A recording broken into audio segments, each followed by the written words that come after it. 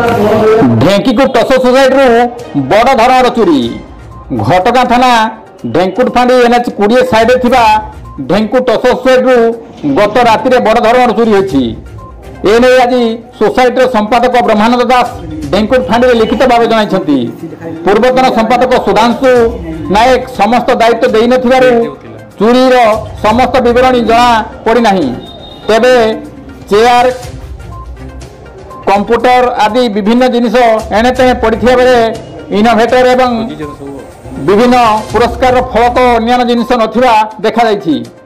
Police पहुंची तदंत करुथिबा सोसाइटीर सभापति खगेश्वर सिंह प्रकाश करछन्ति। तेरे पुलिस पेट्रोलिंग एवं दक्ष पुलिस अधिकारी अभाव जोगु एठारे बारंबार चोरी होछि।